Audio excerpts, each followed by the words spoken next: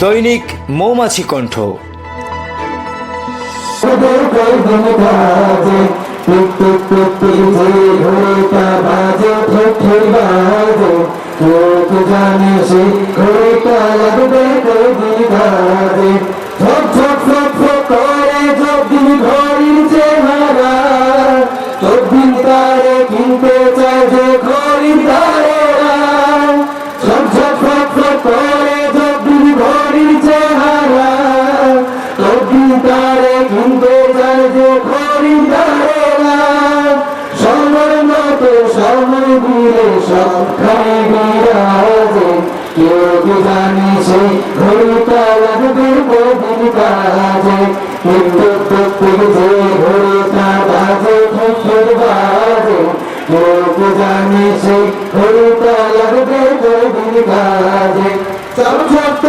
জীবন ঘড়ি করে যতদিন দাম থাকে তার সবার কাছে বন্ধু ততদিন।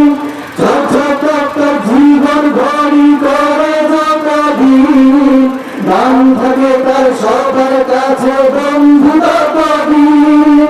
মনের মাধুরীর শিরে সাজায় না গান সাজে, কেউ জানে সেই ঘড়িটা লাগবে কদিন কাজে। ঠিক ঠিক ঠিক ঠিক ঘড়িটা বাজে, ঠিক ঠিক বাজে, কেউ জানে সেই ঘড়িটা লাগবে কদিন কাজে। হায় হায় হায় হায় আসল ঘড়ি অর্থ বুঝলাম না, সময় থাকে সময়ের অর্থ খুঁজলাম না। হায় হায় হায় হায় আসল ঘড়ি অর্থ বুঝলাম না, সময় থাকে সময়ের অর্থ খুঁজলাম না। খাইলাম দাইলাম ধরলাম শুধু এই দুনিয়ার মাঝে, কেউ জানে সেই ঘড়িটা লাগবে কদিন কাজে। টুক টুক টুক টুক যে ঘড়িটা বাজে, টুক টুক বাজে, কেউ জানে সেই ঘড়িটা লাগবে কদিন কাজে। যায় যায় যায় যায় দিন চলে যায়, কোরআন পড়লাম না, কত নোবেল নাটক পড়লাম, হাদিস পড়লাম না। যায় যায় যায় যায় দিন চলে যায়, কোরআন পড়লাম না, কত নোবেল নাটক পড়লাম, হাদিস পড়লাম না। সত্যিকারের খাঁটি মুমিন নূর হওয়ার মাঝে, কেউ জানে সেই ঘড়িটা লাগবে কদিন কাজে। ঠিক ঠিক ঠিক ঠিক যে ঘড়িটা বাজে, ঠিক ঠিক বাজে, কেউ জানে সেই ঘড়িটা লাগবে কদিন কাজে। ঠিক ঠিক ঠিক ঠিক যে ঘড়িটা বাজে, ঠিক ঠিক বাজে, কেউ জানে সেই ঘড়িটা লাগবে কদিন কাজে।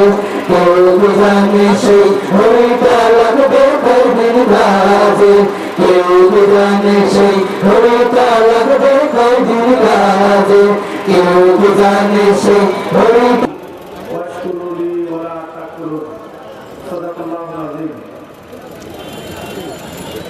ন্যায় এবং ইনসাফ ভিত্তিক সমাজ প্রতিষ্ঠার প্রত্যয়ে প্রতিষ্ঠিত সংগঠন আল্লাহ গণমানুষের সংগঠন বাংলাদেশ জামাতে ইসলামী সাবেক আমির জনাব দেওয়ান সিরাজুল ইসলাম মোতলেব উপস্থিত আছেন। বাংলাদেশ জামাত ইসলামী মৌলভীবাজার জেলার সংগ্রামী ভারপ্রাপ্ত আমির জননেতা জনাব মৌলানা আব্দুর রহমান উপস্থিত আছেন। বাংলাদেশ জামাত ইসলামী মৌলভীবাজার জেলার বিপ্লবী সেক্রেটারি জননেতা জনাব প্রিন্সিপাল ইয়ামির আলী সহ সম্মানিত নেতৃবৃন্দ, সম্মানিত উপজেলাবাসী, সম্মানিত সুধী মন্ডলী, আজকে আমাদের বাটেরার কৃতি সন্তান, খুলনার কৃতি সন্তান, সিলেট বিভাগের জনপ্রিয় বিশ্বনেতা জননেতা জনাব ডাক্তার শফিকুর রহমান মৌলভীবাজার আগমন উপলক্ষে আজকের এই উৎফুল্লের সংগ্রামী সভাপতি খুলনা উপজেলার সংগ্রামী আমির জননেতা জনাব অধ্যাপক আব্দুল মুনতাজিম উপস্থিত আছেন। কেন্দ্রীয় এবং স্থানীয় নেতৃবৃন্দ,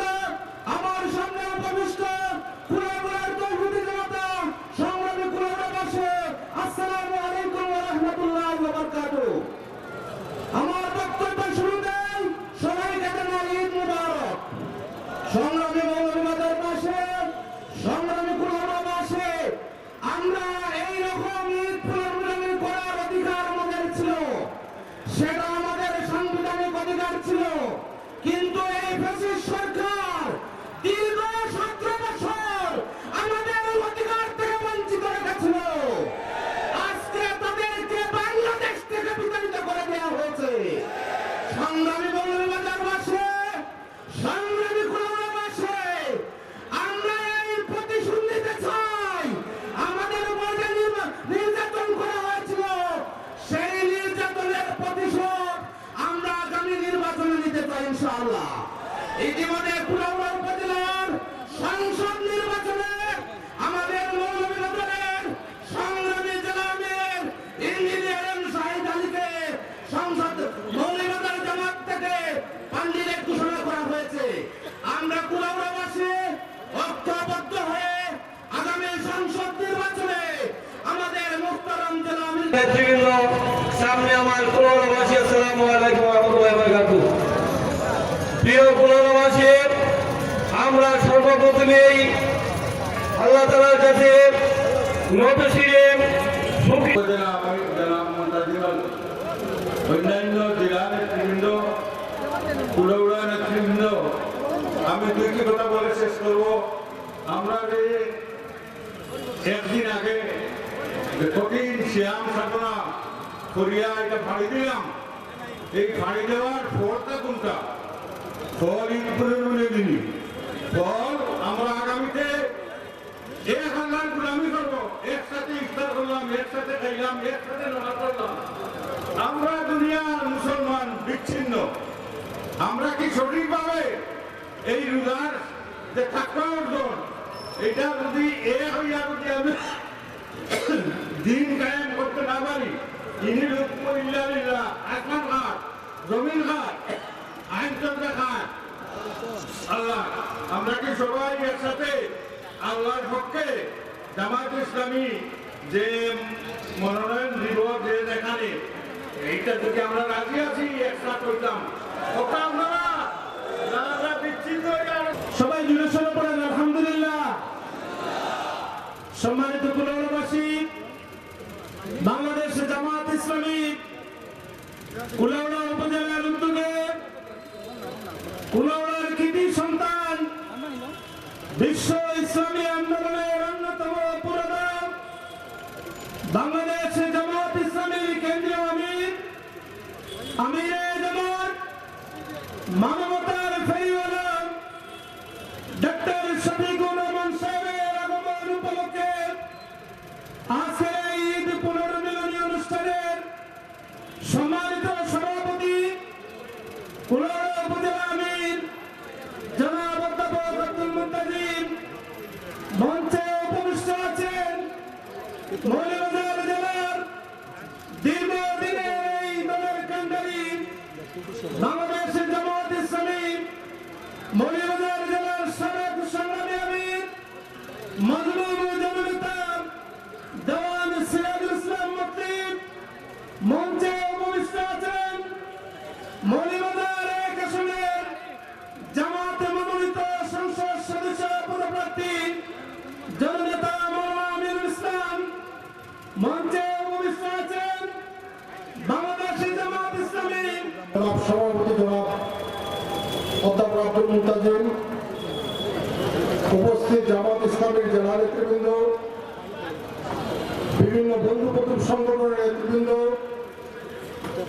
সাংবাদিকবৃন্দ, প্রশাসনের বিভিন্ন পর্যায়ের দায়িত্বশীল বৃন্দ, কুলাউড়ার সর্বস্তরের জনসাধারণ, আমি আমি দেখতে পাচ্ছি আপনারা উদ্যোগের মধ্যে অনেক কষ্ট করে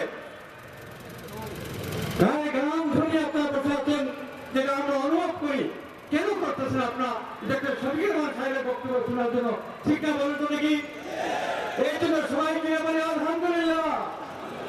আমি আমার কথা না বানিয়ে আপনার সকল উপস্থিতিকে মহৎ বানিয়ে আমার কথা শেষ করছি। কিছুক্ষণের মধ্যে তিনি মঞ্চে আসবেন ইনশাআল্লাহ। মঞ্চে উপবিষ্ট বাংলাদেশ জামাত ইসলামী মৌলভীবাজার জেলা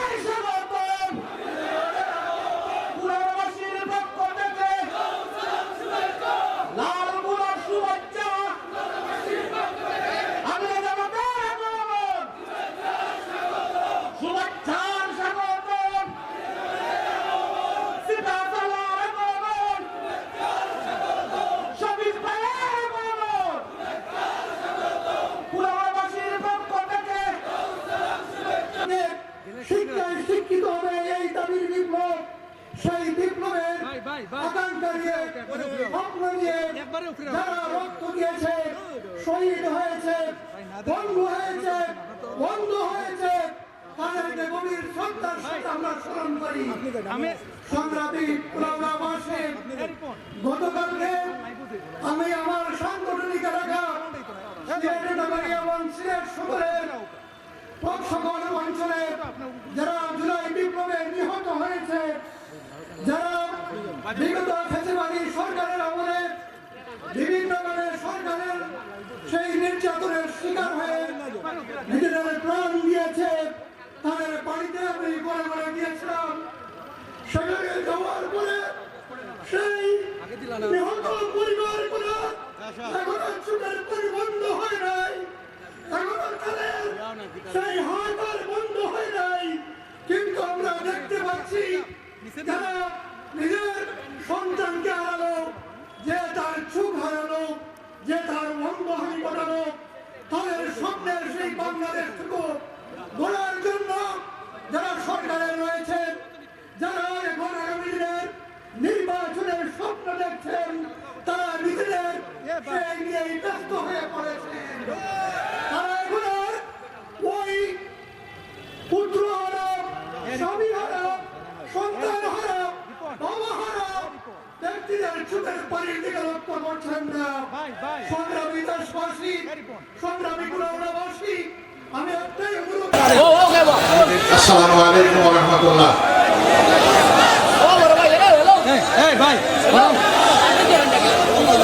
আসসালামু আলাইকুম ওয়া রাহমাতুল্লাহ। আলহামদুলিল্লাহি রাব্বিল আলামিন ওয়াস সালাতু ওয়াস সালামু আলা রাসূলিল কারীম ওয়া আলা আলিহি ওয়া সাহবিহি ওয়া আহলি বাইতি আজমাইন। বাংলাদেশ জামাত ইসলামী ঐতিহ্যবাহী কুলাউড়া উপজেলা কর্তৃক আয়োজিত আজকের এই পুনর্মিলনী অনুষ্ঠানের সম্মানিত সভাপতি, সম্মানিত উপস্থিত নেতৃবৃন্দ, বন্ধু সংগঠনের নেতৃবৃন্দ, প্রিয় কুলাউড়া আবাল বৃদ্ধ বনিতা, সর্বস্তরের জনগণ এবং সাংবাদিক বন্ধুগণ, আপনারা কেমন আছেন সবাই? 2001 সালের পরে আজকে 25 সাল, উনি কথা বলতেছে 24 বছর পরে আল্লাহ তাআলা আমাকে জিজ্ঞাসা করার সুযোগ দিলেন আপনারা কেমন আছেন।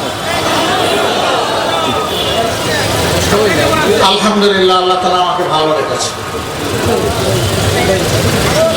জন্মস্থানের একটা মায়া, একটা দরদ, একটা ভালোবাসা, এটি আল্লাহ তাআলার অপূর্ব দান।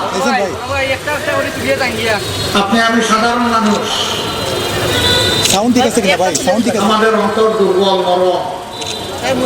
ভাই? নবী পয়গম্বরগণ আল্লাহ তাআলার বিশেষ নির্বাচিত মায়ার বান্দা। ওকে ভাই।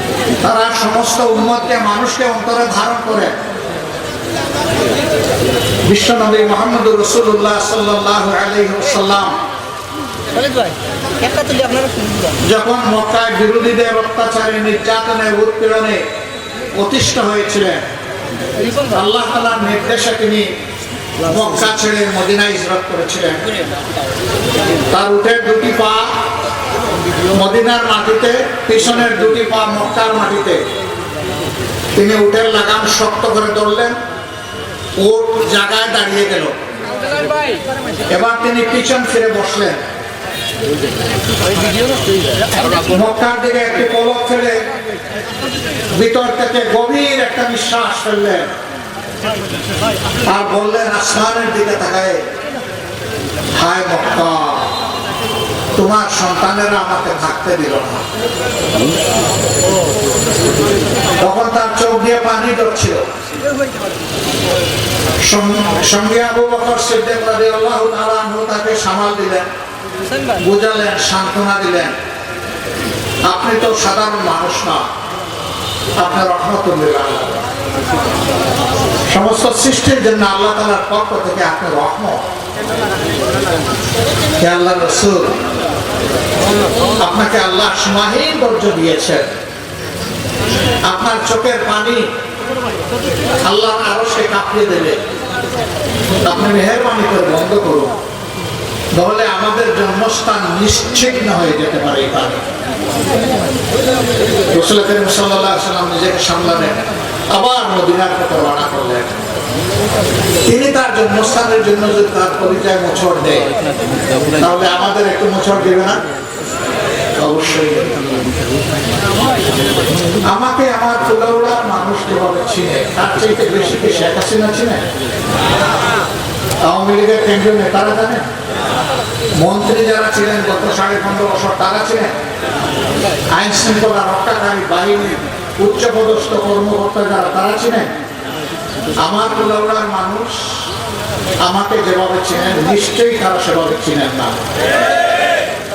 আপনারা জানেন আমি একজন যুদ্ধ অপরাধী, তাই না? আমি কি যুদ্ধ অপরাধী? আবার বলুন, আমি যুদ্ধ অপরাধী? কিন্তু আপনারা জেনেছেন আমার বিরুদ্ধে যুদ্ধ অপরাধের মামলা দেওয়ার চেষ্টা করা হয়েছিল। আমার ছোট ভাই ফখরুল ইসলাম, আপনাদের প্রিয় পরিচিত মুখ অ্যাডভোকেট এহসানুল মাহবুব জুবায়ের, আমার স্ত্রী, তারা আমাকে জেলে দেখতে গিয়েছিলেন। তখন একটা কথা বলবেন, তারা একটু হেসিটেট করছিলেন, বিব্রত হচ্ছিলেন। আমি বলছি নিঃসন্দেহে যা বলার তাই বলো, কোন বিব্রত বোধ করবো না। তারা বলছিল ভাবি সামনে আছে। আমি বললাম ভাবি আমার জীবনের পার্টনার, তার সামনেই বলো, কোনো অসুবিধা নেই। আমি অনুভব করছিলাম তারা আমাকে কোনো দুঃসংবাদ দিতে এখানে এসেছেন, কিন্তু বলতে পারছেন না, বারবার যেন বাধাগ্রস্ত হচ্ছেন। এক পর্যায়ে যখন আমি তাদেরকে আশ্বস্ত করলাম, একবারে নিঃসংকোচে বলো, সাদা মনে বলো, খোলা মনে বলো, আমাকে ইনশাআল্লাহ সবর তাদের মধ্যে দেখবা। তখন তারা বলল যে আপনার বিরুদ্ধে যুদ্ধ অপরাধের মামলা দেওয়ার চেষ্টা করা হচ্ছে। আমি বললাম আমি কোন জায়গার মানুষ খুন করেছি? বলে অমুক জায়গার মানুষ আপনি খুন করেছেন। আমি বললাম যে এই যুদ্ধের সময় আমার বয়স ছিল 12.5 বছর, আর এই জায়গাটা আমার জানা মতো বাড়ি থেকে 14 মাইল দূরে। এই 12.5 বছরের শিশু 14 মাইল দূরে গিয়ে মানুষ খুন করেছে, আলহামদুলিল্লাহ।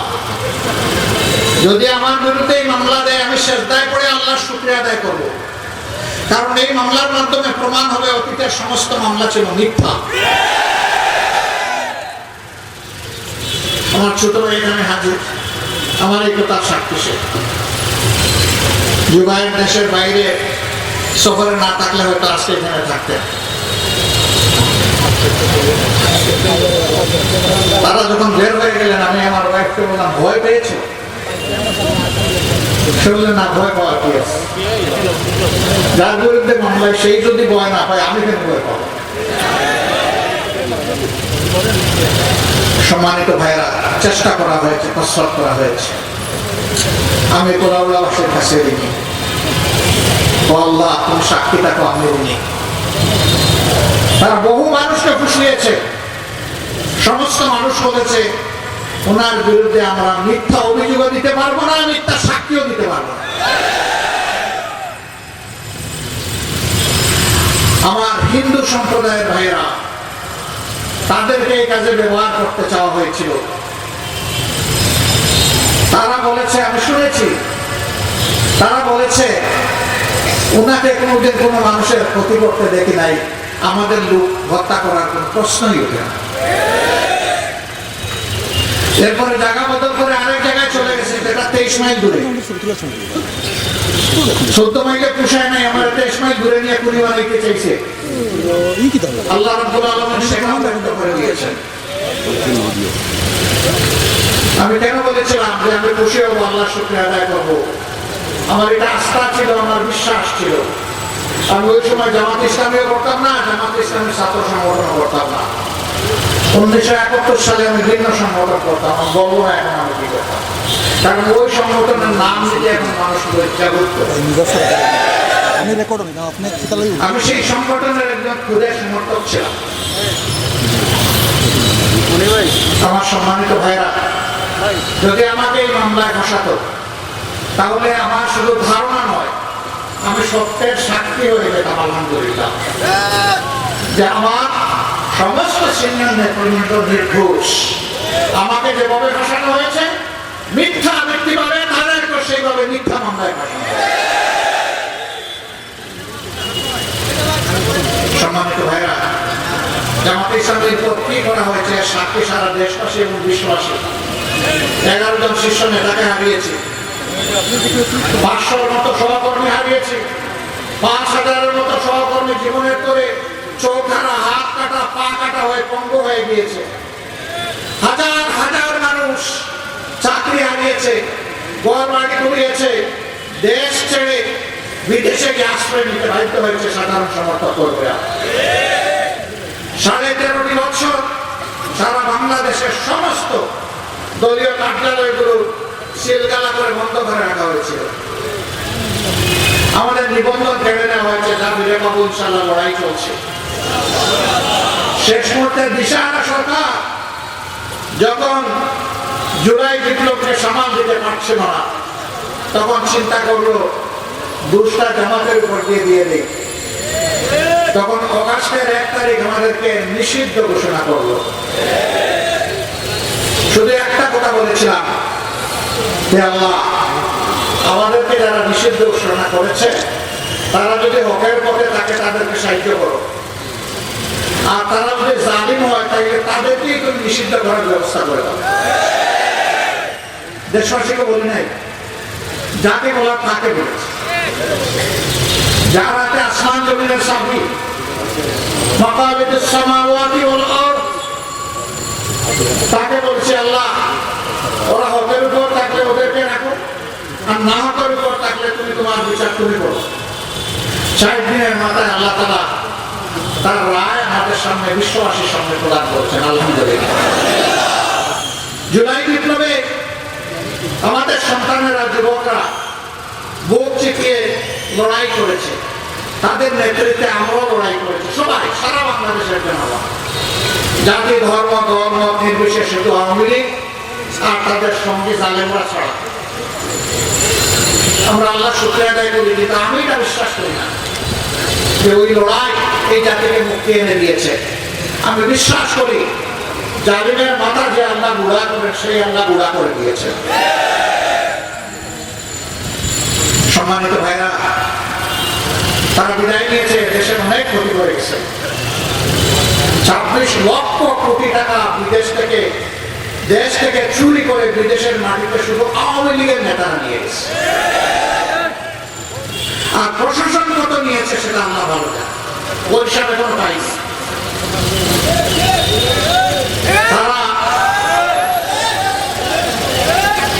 তারা বড় বলা সারা জাতির ভালো মানুষগুলোকে বলতেন খুনি, ধর্ষক, চোর, লুণ্ঠনকারী বলতেন না? তাদের ভাব করে এমন ছিল এই দেশ তাদের জমিদারি আর আমরা তাদের প্রজা। তারা মালিক, আমরা তাদের চাকর। দেশের 18 কোটি মানুষ চাকর। মানুষ নিজের ঘরে, নিজের অফিসে, নিজের মিল, ফ্যাক্টরি, ইন্ডাস্ট্রি, সেক্টর, কর্পোরেশনের যারা কর্মচারী, তাদের সাথে সম্মানজনক আচরণ করে। কিন্তু ওই সরকার দেশবাসী কারোর সাথে কোনো সম্মানজনক আচরণ করেনি। ফলে দেশের সমস্ত মানুষ জুলাই বিপ্লবে নেমে এসেছিল। 7 বছরের একটা শিশু হাতের মধ্যে ইটের টুকরা নিয়ে তাড়িয়ে যাচ্ছে যারা গুলি করতে এসে তাদের। এক যুবক তাকে ধাক্কা মেরে ধরে বলছে, এই তুমি কি করছো? আমি কি করছি না? তুমি এখানে কেন? বলে আমি আন্দোলন করতে এসেছি। তুমি আন্দোলন করবা কেন? বলে যে ওরা আমার ভাইকে খুন করেছে। কে তোমার ভাইকে? বলে আবু সাইদ আমার ভাই। তোমার বাড়ি কি রংপুর? বলছি না, আমার বাড়ি রংপুর না, আমার বাড়ি ঢাকা। বলে যে আবু সাইদ তোমার ভাই হলো কিভাবে? বলে যে জাতিকে উদ্ধার করার জন্য লড়াই করে জীবন দিয়েছে সে আমার ভাই হবে না তো ভাই হবে। এই শিশুকে বলা হয়েছে তুমি চলে যাও, তোমার আন্দোলন হয়ে গেছে, তোমার পক্ষে আমরা আন্দোলন করবো। ঝাড়া মেরে হাত ছুটাইয়া টেলিভিশনে আপনারা এই ফুটেজ দেখেছেন, বলছেন ছাড়ে নিয়ে আপনার আন্দোলন আপনি করেন, আমার আন্দোলন আমাকে করতে দেন। এই শিশুকে ঘুষ খেয়ে দিয়েছিল। একজন মা তার 10 মাসের সন্তান তুলে নিয়ে নেমে এসেছে। সাংবাদিক বন্ধুরা এসে বলেছে, মা এত সাংঘাতিক কাজ আপনি করেছেন, দুধের শিশু বুকে নিয়ে আপনি এখানে চলে এসেছেন? হ্যাঁ চলে এসেছে। আপনি কি বুঝে শুনে এসেছেন?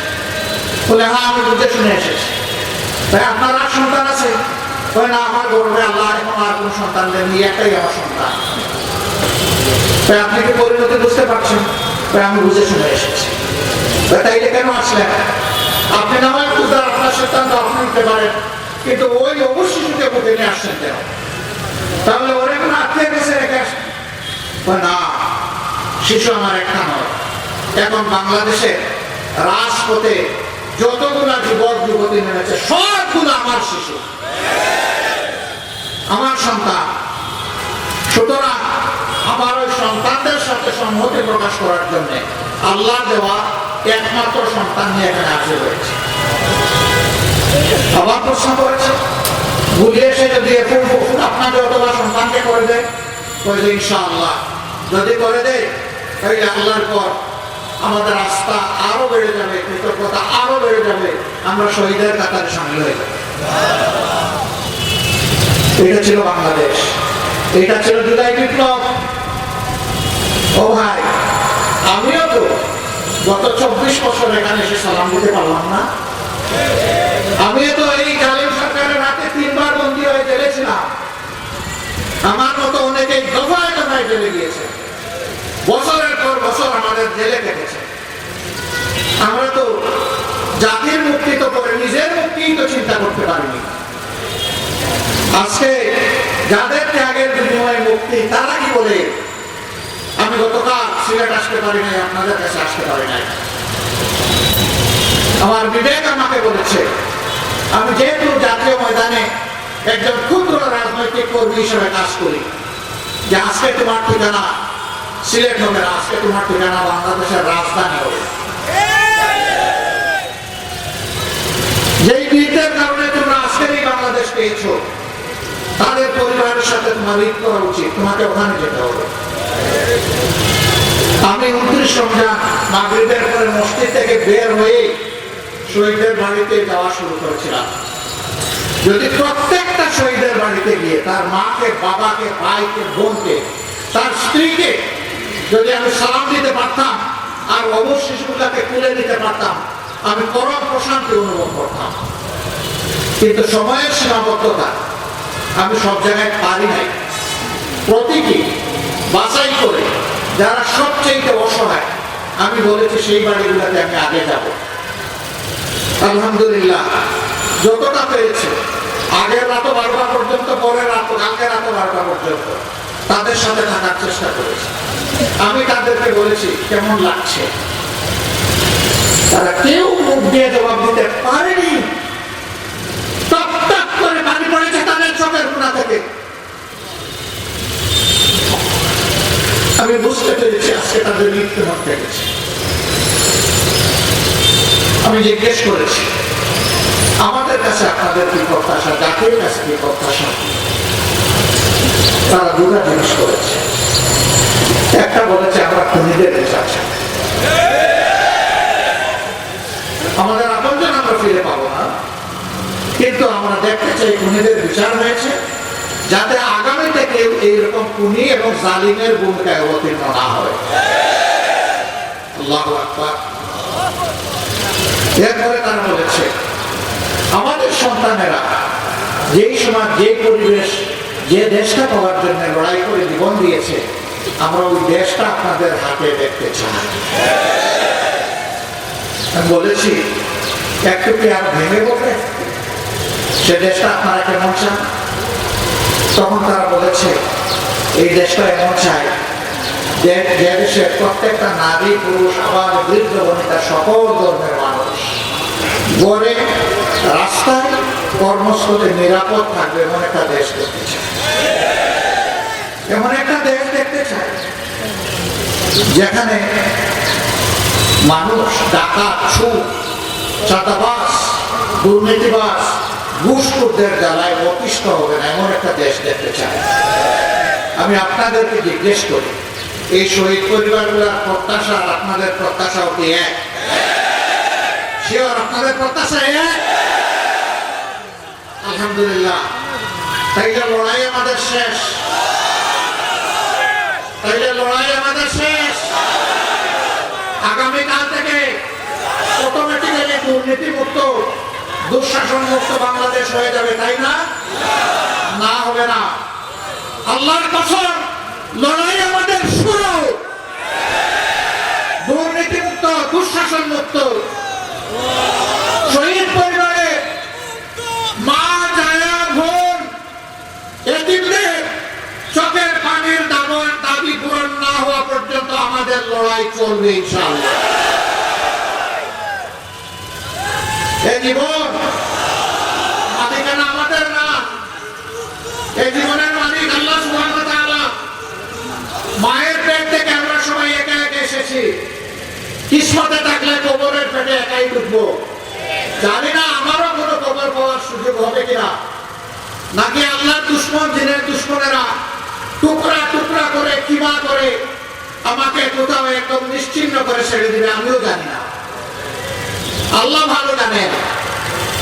তবে অন্তরে একটা আকাঙ্ক্ষা আছে, আপনারা দোয়া করবেন, দোয়া চাই আল্লাহ কোরআনের আইন, ইনসাফের আইন, মানবতার আইন, মানবিক আইন বাংলাদেশে কায়েম করার জন্য একটা মানুষকে যদি আল্লাহ তার শহীদের তালিকায় নাম লেখেন, সেই নামটা যেন আমার।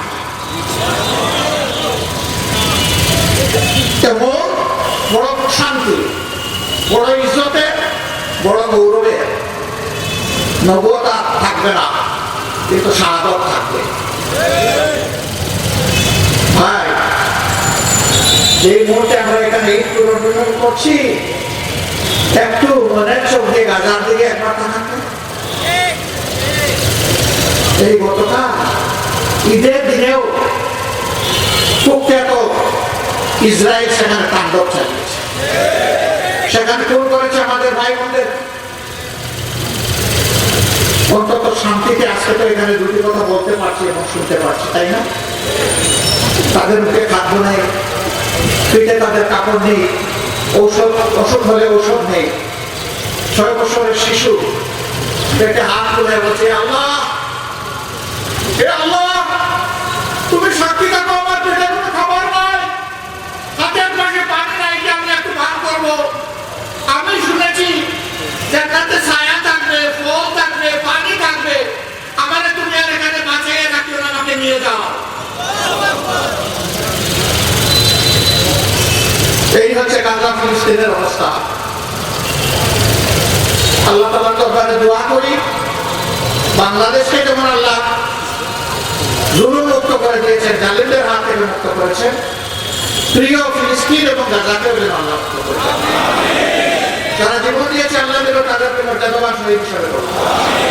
গাজায় বাংলাদেশে দুনিয়ার সর্বত্র জাতির জন্য, মানুষের জন্য, দিনের জন্য যারা জীবন দিয়েছে আল্লাহ যেন সবাইকে শহীদ হিসেবে করুন। সিরিয়ার এক শিশু যখন তাদের উপরে আঘাত দেওয়া হচ্ছিল, যখন ক্লাস্টার বোমা ছড়া হচ্ছিল, সেই শিশুর চিৎকার সারা বিশ্ব মিডিয়াকে কাঁপিয়ে দিয়েছিল। চা তুলে বলেছিল, আর আমাদের করবো মানে আল্লাহকে বলে দেবে। সারা বিশ্বকে এটা ভাবিয়ে তুলেছিল যে এই 4 বছরের শিশু এটা কি করলো। এই অশান্ত বিশ্ব বাংলাদেশ, এই সব কিছুকে শান্তি বলয়ে আনতে হলে আলহামদুলিল্লাহ আল্লাহ যে বিধান দিয়েছেন, সমস্ত সৃষ্টির স্রষ্টা যে বিধান দিয়েছেন, সেই বিধানের ভিত্তিতে এই দেশকে গড়ে তুলতে হবে ইনশাআল্লাহ। এর বাইরে কোন সমাধান নাই রে ভাই, শুধু জোড়াতালি হবে আর শুধু যন্ত্রণা এবং জুলুম বাড়বে। আমাদের কুলাউড়া উপজেলায় সম্ভবত 34টা চা বাগান, বিপুল সংখ্যক লোক এখানে তাদের রক্ত পানি করে, ঘাম জড়িয়ে, পরিশ্রম করে যা পান এ দিয়ে সম্মানজনক জীবনযাপনের কোনো ব্যবস্থা হয় না। আমরা বহু আগে দাবি করেছি, মালিকও বাঁচুক, শ্রমিকও বাঁচুক। শ্রমিকের পিছনে যদি বিনিয়োগ বাড়ায় দেওয়া হয় তাহলে মনের উৎসাহ নিয়ে দ্বিগুণ কাজ করবে, তাতে মালিকও লাভবান হবে, শ্রমিকও লাভবান হবে। আর শ্রমিকদেরকে যারা ঠকাবে তারা দুনিয়ায় ঠকা খাবে, আখেরাতেও ঠকা। এটা শুধু চা শ্রমিকদের ব্যাপার না, সকল ক্ষেত্রে একই কথা। আমাদের দেশের যুবকদের ব্যাপারে আমাদের মেসেজ, এখন এরা এসএসসি, এইচএসসি, ইন্টারমিডিয়েট, তারপরে আপনার graduation, masters, doc, post doc, অনেক কিছু করে আমাদের দেশে বলে শুনে লম্বা লম্বা অনেক সার্টিফিকেট, এক বস্তা সার্টিফিকেট, এটা নিয়ে বগলে নিয়ে বিভিন্ন অফিসে দৌড়ায় একটা চাকরির জন্য। অনেকে কোথাও কিছু না পাইয়া এমনও ঘটনা বাংলাদেশে ঘটেছে, আল্লাহ আমাদেরকে ক্ষমা করুন, আত্মহত্যা করেছে। আমরা এই অপদার্থ শিক্ষা চাই না, আমরা এমন শিক্ষা চাই যে শিক্ষা প্রত্যেকটা শিক্ষিত মানুষকে এই শিক্ষা দেবে, তুমি যে আজকে এখানে শিক্ষিত হয়ে বিদ্যালয়ে প্রত্যেকটা ইট, বালু, মুড়ি, পাথর, সিমেন্ট, রড এবং মিস্ত্রির হাত, এইগুলাতে এই দেশের প্রত্যেকটি মানুষের অবদান আছে। কিনতে গিয়ে তারে কিন্তু বিনা বেটে তার কাছেও দোকানদার মাল বিক্রি করে না। ব্যাট হচ্ছে বাংলাদেশের ট্যাক্সের সবচেয়ে বড় আয়ের সোর্স, তাহলে তারও তো টাকায় বাংলাদেশের ট্রেজারিতে আছে। ওই টাকা দিয়েই তো আপনার বিল্ডিং হয়েছে, যে বিল্ডিং এ আপনি লেখাপড়া করেছেন, যে বেঞ্চে আপনি বসেছেন, যে টিচার আপনাকে পড়িয়েছেন, তার বেতনও কিন্তু আপামর জনতা ট্যাক্সের টাকায় হয়েছে, এবং তার সাথে বিদেশ থেকে আনা ঋণের টাকায় হয়েছে। ঋণ যেমন ধর্মের গাড়ি বর্তায়, আজকের জন্য শিশুর গাড়ি বর্তায়। তাদের সকলের কাছে তুমি ঋণী, কারণ তাদের টাকায় তুমি লেখাপড়া করেছো। আমাদের শিক্ষা যেন এই শিক্ষা সমস্ত শিক্ষিত মানুষকে দেয়, সে শিক্ষিত হয়ে যেন ডাকাতে পরিণত না হয়, বরং সে যেন সেবকে পরিণত হয়। সে যেন এটাকে তার পবিত্র দায়িত্ব মনে করে, সততার পর তার রুজির পর সে যেন সন্তুষ্ট থাকে। একজন অশিক্ষিত ডাকাত সারা জিন্দেগিতে ডাকাতি করে যা করতে পারবে, একজন শিক্ষিত ডাকাত কলমের একটা কোচায় 1 মিনিটে তার চাইতে বেশি করতে পারবে। আমরা ডাক্তার চাই না, আমরা ওই ডাকাত চাই না, আমরা ওই ইঞ্জিনিয়ার চাই না, আমরা ওই আইনজীবীও চাই না, ওই ব্যবসায়ী চাই না, যাদের অন্তরে মানুষের প্রতি ভালোবাসা এবং শ্রদ্ধা নাই। আমরা চাই এমন একটা সোসাইটি, যে সোসাইটিতে প্রত্যেকটা মানুষকে সম্মান করবে, শ্রদ্ধা করবে। আমি নিজের করে একবার পরীক্ষা করলাম, বরিশাল থেকে লঞ্চে নেমে, এই গল্প অনেক জায়গায় বলেছি, লঞ্চে থেকে নেমে সদরঘাট থেকে এসে কিছু দূরে গিয়ে আমি আমার গাড়ির চালককে বললাম, পাইলট তুমি এখানে থামো। বলে স্যার এই সামনে ময়লার ভাগার গন্ধ আসতেছে, আমি থামো, এখানে আমার কাজ। একটু পিছনে যাই, বললাম না এখানেই থামো, এখানে আমার কাজ। আমার সাথে আরেকজন সহকর্মী চিকিৎসক ছিলেন, তিনি আমার মুখের দিকে তাকিয়ে আছেন, এইরকম একটা জায়গায় আমরা দাঁড়াচ্ছি। বেশ কিছুক্ষণ পরে আমি গাড়ি থেকে নামলাম, নেমে পিছনের দিকে হাঁটা শুরু করেছি। তখন সঙ্গী তিনি বলতেছেন, সময় সেন্সিটিভ, আর আপনি ঝুঁকিপূর্ণ মানুষ, আপনি বসেন, কি করতে হবে আমাকে বলেন, আমি করে আসি। আপনিও আসেন, তাহলে আসেন। খাবারের দোকানে গিয়ে কয়েক খাবার, কিছু পানির বোতল নিলাম, নিয়ে এসে গাড়িতে বসলাম। এতক্ষণে তারা বুঝতেন যে একটা কাজ কিছু ছিল, এটা হয়ে গেছে। এখন চালক মহোদয় আবার বলতেছে, স্যার রান্না করবো? আমি বললাম না, আমার কাজ শেষ হয়ে এখানে যাও। এর আরো 12-13 মিনিট পরে গাড়ির দরজা করে নামলাম, সঙ্গীরে বললাম এবার সাহায্য করেন। আগে যেমন পানির বোতল আর খাবার এই প্যাকেটগুলা নিয়েছেন, আমিও কিছু নেই, আপনিও কিছু নেন, আসলে ওই ওখানে যাবে। এই ময়লার ভাগা, এত সময় যারা ময়লাগুলা ডাম্পিং ট্রাকে বেলচা দিয়ে উঠাচ্ছিল, তাদের কাজ শেষ হয়েছে, বেলচা ছুঁড়ে মেরেছে। আমি তাড়াতাড়ি করে পায়ে গিয়ে বললাম, আসসালামু আলাইকুম। আমার দিকে অদ্ভুত দৃষ্টিতে ফিরে তাকালো, জবাব দিল না। এরপরে আবার বললাম, আসসালামু আলাইকুম, তাও জবাব দিল না। এরপরে আমি বললাম, কি রে ভাই, তোমাদের এখানে আমার জবাব দেওয়ার মতো কোন মুসলমান কেউ আছো? একজন খুব রেগে গেল, রেগে গিয়ে বললো, আমি শুধু এই, তারা তো সবাই মুসলমান, তারা দেয় না কেন আপনার জবাব? বললাম, কোনো অসুবিধা নাই। আমি আবার সালাম দিচ্ছি, আসসালামু আলাইকুম। এবার 4 জন একসাথে জবাব দিয়ে বললো, ওয়ালাইকুম সালাম। আমার একজন জিজ্ঞেস করলো, আপনি কে? আমি বললাম যে আমি আপনাদের ভাই। তো কি ধরনের ভাই? আমি বললাম একদম খাস জাতি ভাই। গরিব বলে মস্কারা করতে আসে? আস্তাগফিরুল্লাহ ভাই, মস্কারা করতে আসে। তাইলে এরকম বলছেন যে? হ্যাঁ এরকমই তো বলছি, আমি সত্যিই বলছি, আমি অন্তর থেকে বলছি। ও স্যার দেখছে সিনেমায় যারা অভিনয় করে তারা এরকম করে, আপনি কি শুটিং করতে আসছেন?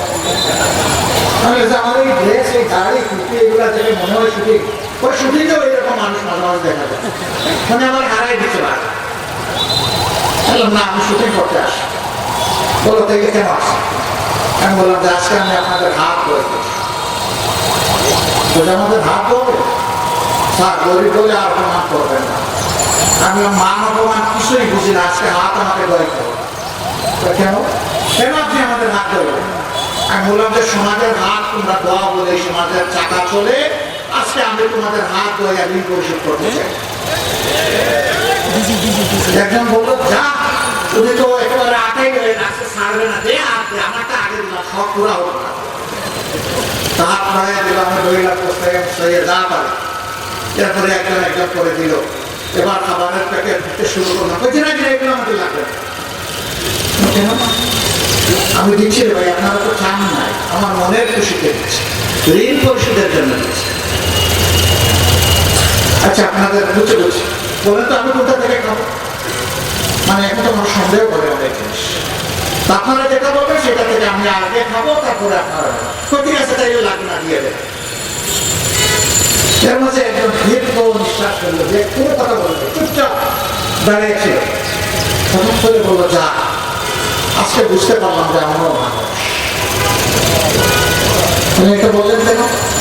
স্যার আমাদের তো মানুষ বলে না, তো আমাদেরকে বলে সুলতান, দেখো আমাদের কাছে আসে না, আমাদের গায়ে বন্ধ লেগে যাবে। আমি এটা কারা করে ওই আপনার মতো কাপড় চোপড় করে তারা আমাকে তারাই। আমি বললাম যে এই ছোট লোকদের পক্ষ থেকে জোর হাতে তোমাদের কাছে মাপ চাই, তোমরা ক্ষমা করো। ওরাও কাঁদলো, আমিও কাঁদলাম। তারা কাঁদে কাঁদে তাদের গাড়িতে, আমি কেঁদে কেঁদে আমার গাড়িতে এসে সঙ্গীকে বললাম আজকে কি এখানে আমাদের জন্য কোন শিক্ষা আছে? বললো অনেক শিক্ষা।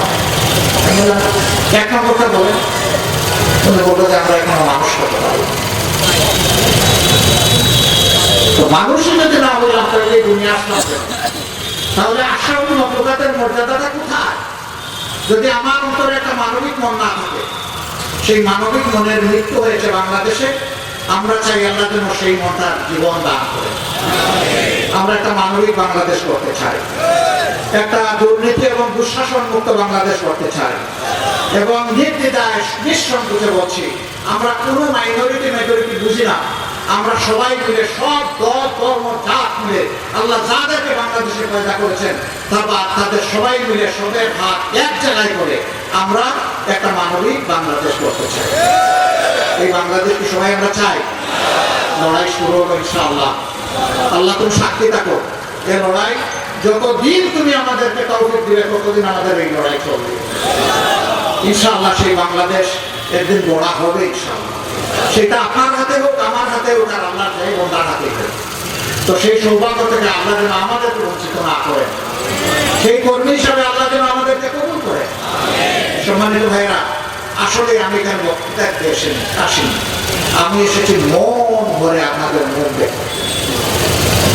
দুঃশাসন এবং জুলুমের কারণে আমি আপনাদের মুখ দেখতে পারি না, আমার স্ত্রী সন্তানের মুখ দেখতে পারি নাই। আমি বাংলাদেশে ছিলাম একটানা 10 মাস, এই দেশে ছিলাম, কিন্তু আমার মুখ দেখার পরিবেশ ছিল না। এরকম শুধু আমি নই, এরকম লক্ষ লক্ষ মানুষ। এর সাথে আপনারা, আল্লাহ আমাদেরকে চিরমুক্তির ব্যবস্থা করে। এ মুক্তি দুনিয়ার, এ মুক্তি আখিরাতের, এ মুক্তি কোরআনের মুক্তি। সেই কোরআনের বাংলাদেশ গড়ায় আপনাদের সকলের দোয়া চাই, ভালোবাসা চাই, পরামর্শ চাই, সমালোচনা চাই, সাথে চাই, পাশে চাই। আল্লাহ আপনাদের সকলকে তাইয়িব হায়াত দান করুন। আল্লাহ তাআলা করুণার মাটির উপর রহম করুন, বাংলাদেশের উপর রহম করুন, শান্তির ফয়সালা নাযিল করুন। আগামীর একটা সুনীতি এবং ন্যায় বিচারের বাংলাদেশ গড়ার তৌফিক আল্লাহ তাআলা এই জাতিকে দান করুন। সবাইকে অনেক শুকরিয়া, অনেক কৃতজ্ঞতা। আসসালামু আলাইকুম ওয়া রাহমাতুল্লাহি ওয়া বারাকাতুহু। সবশেষে আপনাদের সবাইকে ঈদ মোবারক, ঘরে ঘরে ঈদ মোবারক। আসসালামু আলাইকুম।